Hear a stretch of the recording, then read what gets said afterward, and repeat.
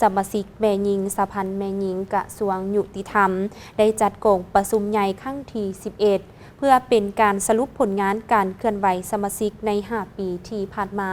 และปอนบัตรเลือกตั้งเอาคณะสุดใหม่กองประชุมจัดขึ้นในวันที่ 13 พฤษภาคม 2025 ที่กระทรวงยุติธรรม โดยการเป็นประธานของท่านนางดวงมาลีลาวเมาประธานสภาแม่หญิงกระทรวงยุติธรรม เข้าร่วมโดยท่านไพวีศรีบัวลิพารัฐมนตรีกระทรวงยุติธรรม ปริญญาเอกนางจันทร์สุดาพรทิพย์รองประธานคณะบริหารงานศูนย์กลางสภาแม่หญิงลาวมีบรรดาผู้แทนสมบูรณ์และแขกถึกเชิญเข้าร่วมท่านนางสายคิดวีศรีสมบัติรองประธานสภาแม่หญิงกระทรวงยุติธรรมได้ผ่านบทรายงานการเมืองทั้งสองภาคต่อกองประชุมโดยยกให้เห็นผลงานการเคลื่อนไหวของไอ้น้องแม่หญิงใน 5 ปีที่ผ่านมาและแผนพัฒนาแม่หญิงใน 5 ปีโตหน้า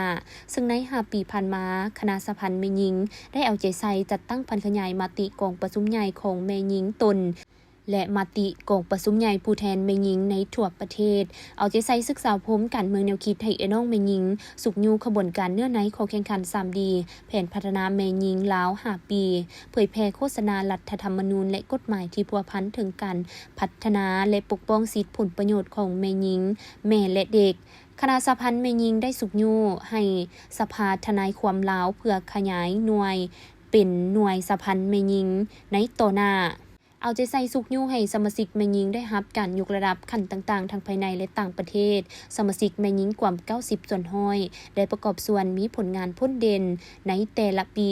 ที่ได้รับการประกอบส่วนสร้างสาพัฒนาประเทศชาติซึ่งได้รับการย่องยอคือใน 5 ปีที่ผ่านมาได้รับเปลี่ยนใส่ให้งานชั้น2จำนวน1หน่วยชั้น3จำนวน3หน่วยใบย่องยอรัฐบาล360ใบย่องยอรัฐมนตรีกระทรวง 1,650 ใบและใบย่องยอจากศูนย์กลางสภาแม่หญิงลาวศูนย์กลางสาวหนุ่มและกรรมบาลลาวจำนวนหนึ่งได้ประกอบส่วนอย่างตั้งหน้าในการบริการให้คำปรึกษาจัดฝึกอบรมและแก้ไขปัญหาเพื่อปกป้องสิทธิและผลประโยชน์อันสอบถามของแม่หญิงและเด็กได้127ครั้ง 1,143 คนหญิง712คนให้การช่วยเหลือทางด้านกฎหมาย 4,924 เทื่อคนและให้บริการทั้งหมด 100,000 กว่าคนประกอบส่วนลงโฆษณาเผยแพร่กฎหมายและตั้งโต๊ะให้คำปรึกษาแบบเคลื่อนที่ได้547ครั้งมีผู้เข้าร่วม 20,000 กว่าคนให้คำปรึกษาด้านกฎหมายโดยบ่เสียค่าภายใต้การสนับสนุนงบประมาณจากโครงการองค์การจัดตั้งสากลและต่างประเทศสามารถเคลื่อนไหวได้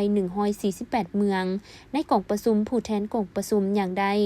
สิทธิประชาธิปไตยของตนป้อนบัตรเลือกเอาคณะบริหารสภาแม่หญิงสุดใหม่13ท่านกองประชุมครั้งปฐมฤกษ์ได้เป็นเอกฉันท์เลือกเอาท่านนางเกมอุลาไสยวงศ์เป็นประธานท่านนางเพชรสมัยไสมงคุลเป็นรองประธานท่านนางรจนาเข็มทองเป็นรองประธานทั้งเป็นประธานกวดกาและท่านนางคำสมัยจันทร์สมรเป็นรองประธานกวดกา